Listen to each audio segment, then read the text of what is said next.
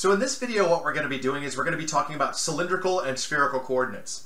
And they're a lot like polar coordinates when we were using polar coordinates with two-dimensional calculus.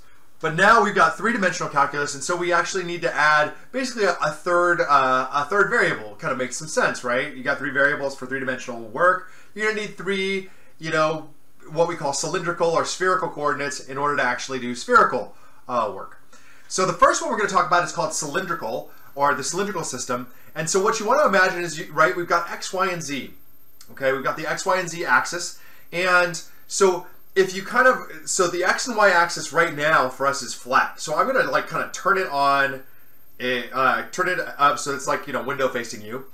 And so if you remember how polar works, like this, that we have an angle theta, right, that we can kind of move in different directions, and then we've got a radius. And so basically you say, okay, so here's the angle theta, and then we've got its radius that goes along with it, and then that actually gives me whatever point in space that I'm looking for. Okay, change the angle, and I find myself at a new location. Now, what we're going to do is we're now going to take that two-dimensional surface, and then we're now going to make it, that tabletop that we have when we look at 3D.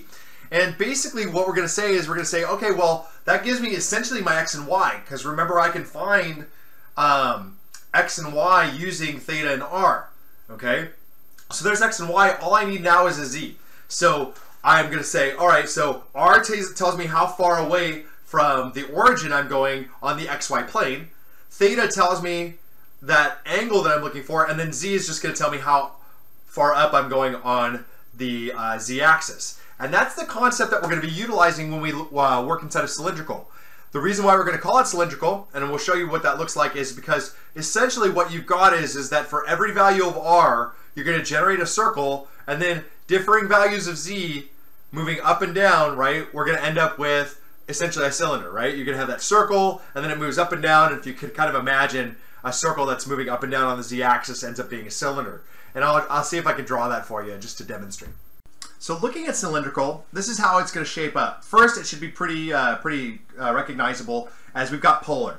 So r is going to be the distance or the length of, say, this vector, right? So we've got the vector, it's got r length, and then theta is going to be, and you got to remember, okay, so actually we're going to use, this is our x coordinate. So here's theta, and theta is the angle with relation to the x-axis, the positive x-axis. So essentially this would be theta equals 0 right here, and then we just move around with the theta value.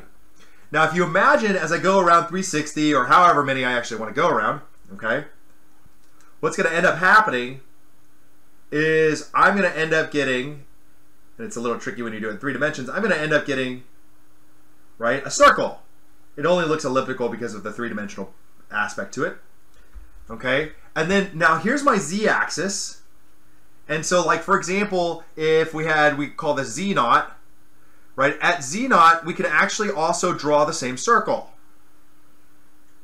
We can draw the same circle. There's our z naught. And then what we get here, if we kind of imagine connecting the lines here, is we end up with a cylinder. I know it's not the greatest picture in the entire world.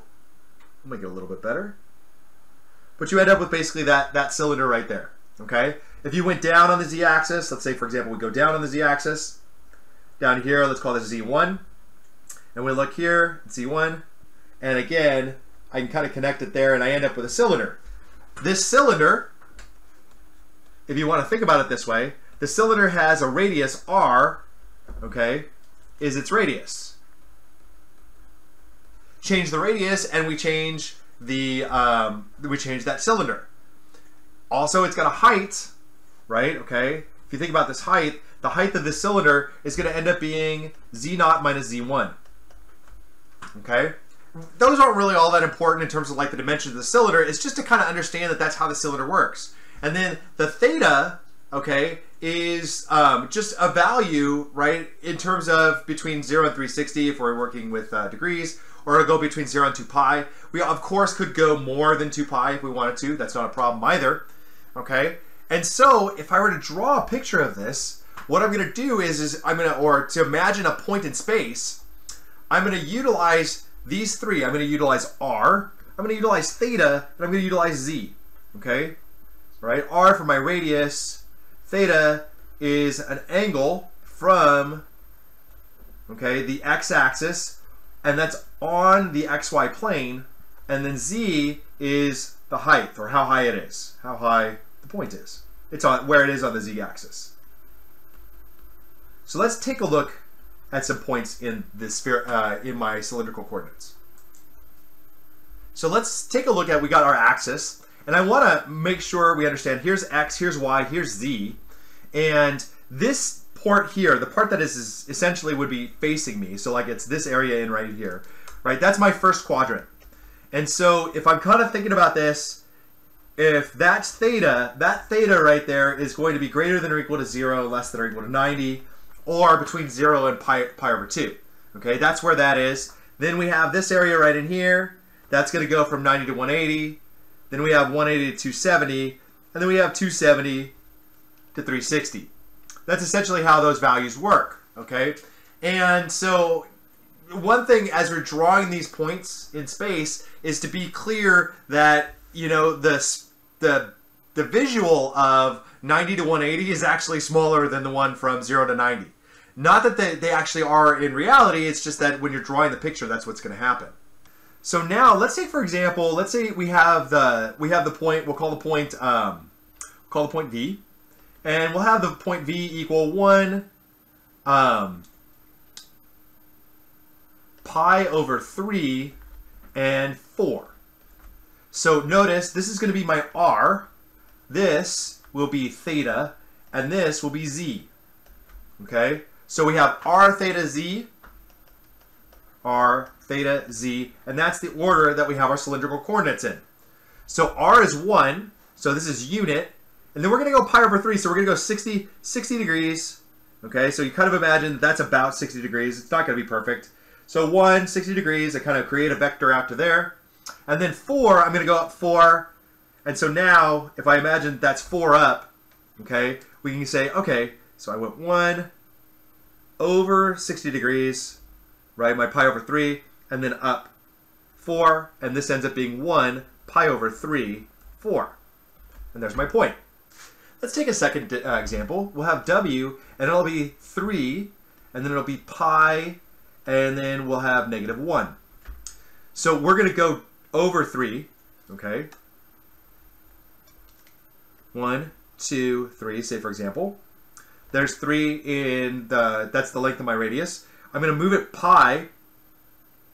I'm going to go over pi, and then I'm going to go down negative 1.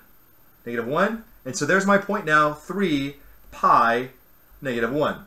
And in general, that's how I'm going to go about actually showing my points in space using cylindrical.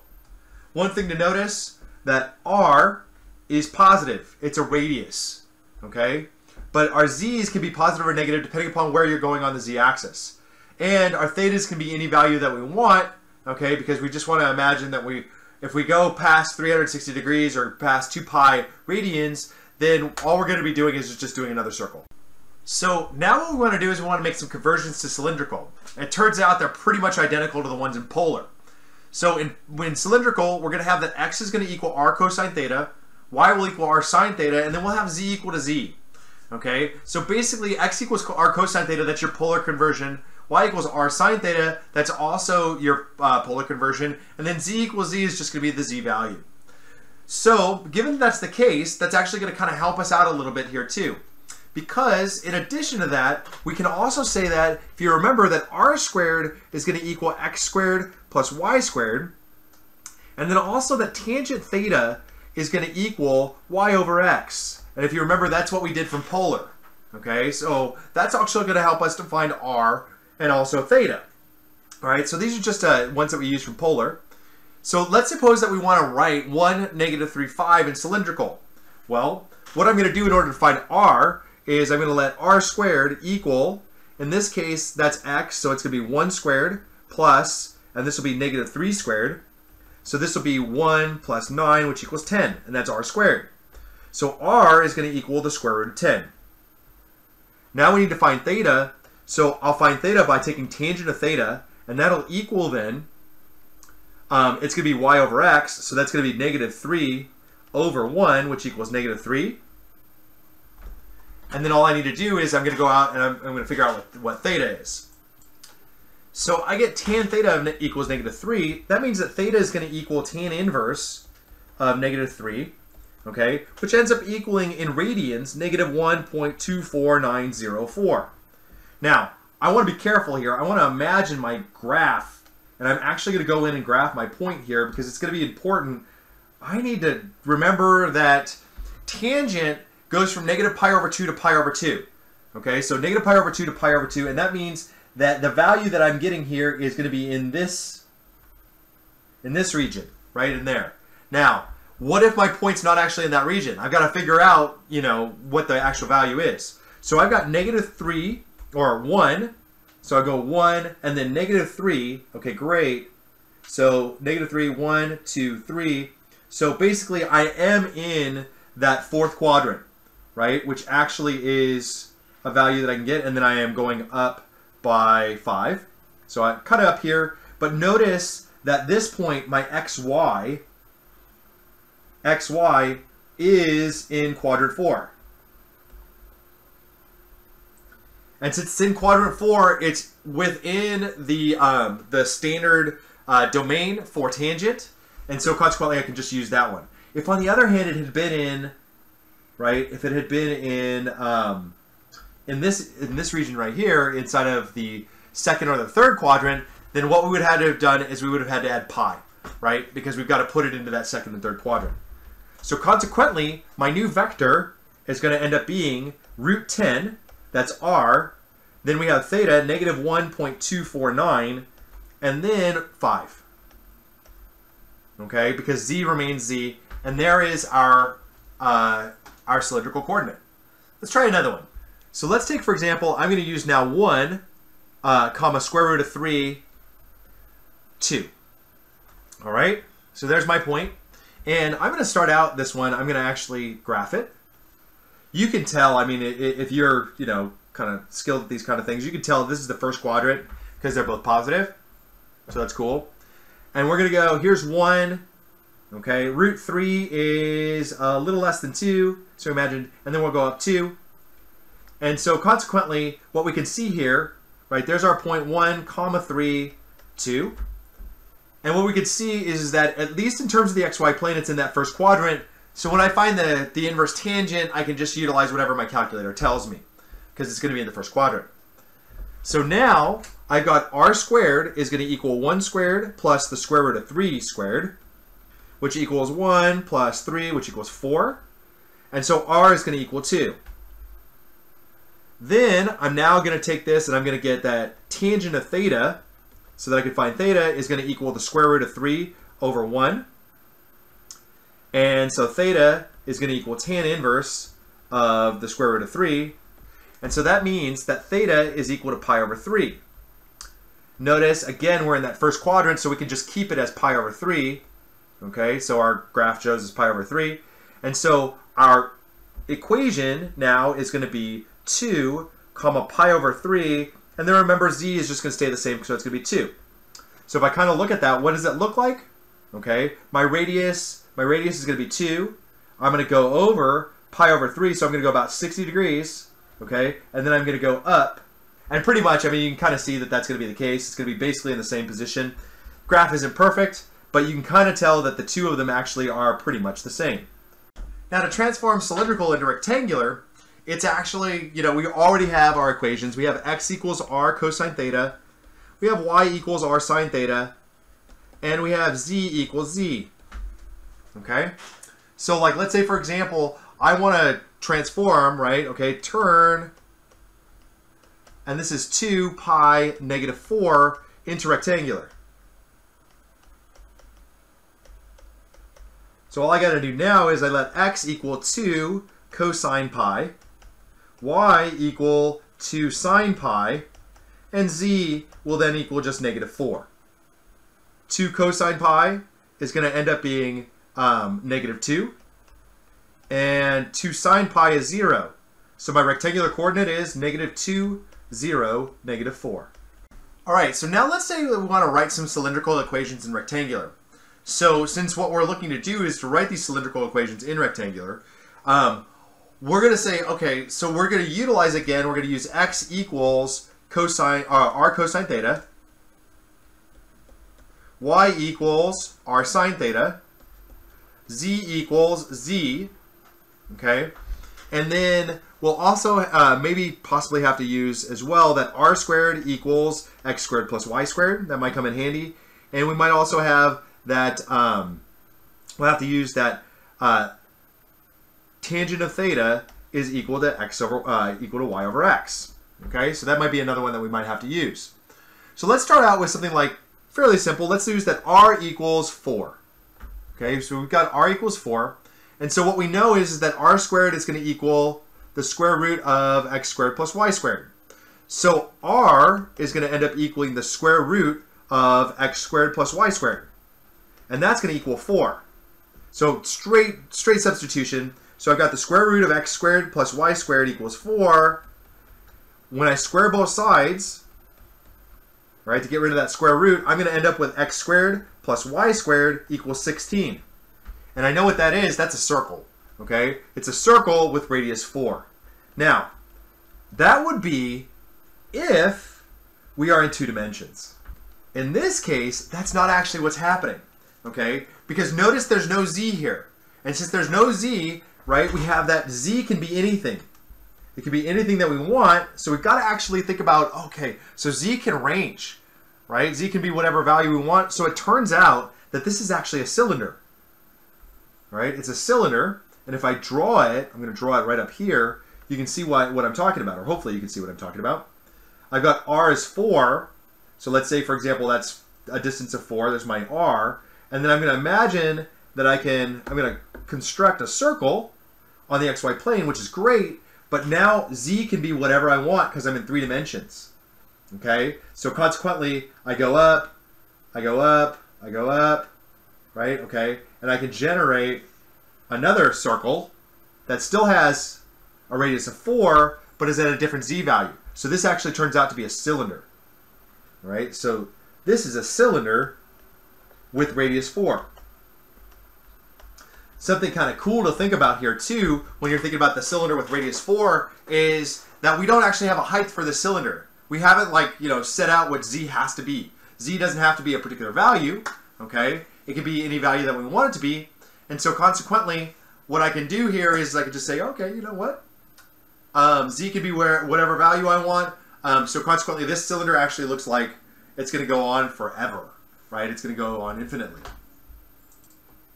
Let's take a look at another one. Let's say, for example, I have z equals, and this is r squared cosine squared theta. So I got z equals r squared cosine squared theta. Now, this is actually z equals r cosine theta, okay? Or notice that x equals r cosine theta. So z is going to equal, it's r cosine theta squared, which equals just x squared.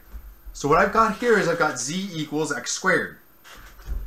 If I draw my graph, notice that the y value now can be anything I want it to be. So here's y, here's x, okay, here's y, here's x. And what I'm going to do here is I'm going to say, okay, well, if z equals x squared, okay, I'm going to say, all right, it's going to be, we're going to start out in the xz axis. So this axis, or this plane right here, xz plane.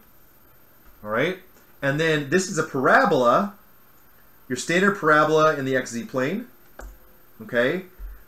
But because y can range any way that we want it to, what we're going to see is that kind of like essentially this is what happens, right? Gosh, that doesn't look right. We end up with our paraboloid. All right, we end up with a paraboloid, okay? And so this entirety of this surface is actually the graph that we're looking at there, because y can be anything, right? And if you remember when we were looking at the quadric surfaces, okay, we know that y can be anything because we just kind of like let it range, all right? And this is a function that only defines what z is in terms of our x's. All right, let's take a look at one more. Let's say, for example, that I've got r equals 2 secant theta. Okay, so r equals 2 secant theta. And what you want to remember is that this is actually equal to secant theta is cosine theta. So this is 2 over cosine theta. Okay? And so consequently that means that I've got r cosine theta equals 2. And what is r cosine theta? R cosine theta is x, so I end up with x equals 2. Now remember, right, we'll draw this figure. So I have x equals 2. Okay? And what that is, I've got my x value of 2 right here, and essentially what I've got, more than essentially what I've got, exactly what I've got, is I've got a plane that is now parallel to the YZ plane.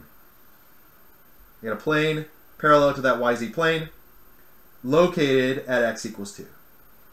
And that is 2 secant theta. All right, and so that's basically how what we would do if we want to transform something from cylindrical into rectangular. So now what we want to do is we want to change our rectangular equation into cylindrical. So let's say, for example, I have something like this. I've got x squared plus y squared plus z squared equals 9. Once again, I know that x equals r cosine theta. I have y equals r sine theta. And I have z equals z. So the z doesn't need to change. Good news. But notice also I've got x squared plus y squared. And remember that we know that r squared equals x squared plus y squared. So that actually is going to come in really handy for this one. And also that tangent theta is going to equal y over x. So I'm going to just straight substitute for r squared. I now have r squared plus z squared equals 9, and we're all done. By the way, that's what a sphere is going to look like, right? That's going to end up being our sphere. So I've got r squared plus z squared equals 9, and we're all finished. And there's the equation in rectangular. Pardon me, in cylindrical. Let's take a look at y equals 2x squared. So y equals 2x squared, we do know that this is r sine theta, and that's going to then equal 2 times r cosine theta squared. One thing that I want to do is I want to write, if I'm going to write my, my formula, I want to write it in terms of r squared. So in terms of r equals something, okay? Or it could also be z equals something. So okay? So it depends. So in this case, what I'm going to do is I've got r sine theta equals 2 r squared cosine squared theta, okay? And then what I'm going to do is I'm going to divide over my r, so I get 2r cosine squared theta equals sine theta. And then I'll divide through by cosine squared theta, divide by cosine squared theta. And how about also divide by 2? So we'll divide by 2 cosine squared theta. And so if I rewrite this, this is going to be 1/2, and then we'll make that sine theta cosine theta times 1 over cosine theta equals r. And so consequently r will equal 1/2 sine theta over cosine theta is tangent theta, and then 1 over cosine theta is secant theta. Traditionally we'll write this as 1/2 secant theta tangent theta. And that is our cylindrical equation. Okay? So basically when it comes to cylindrical, the big things that we want to remember here are we want to remember that we've got an r, a radius, and that radius is just in terms of the distance from the origin out to a value, okay, on the xy axis. And then the theta is still the theta of polar, right? Okay, it's the theta that has the x-axis being 0, and we're going to move along that xy plane. And then z is just going to be our up-down. And that pretty much explains all of cylindrical coordinates.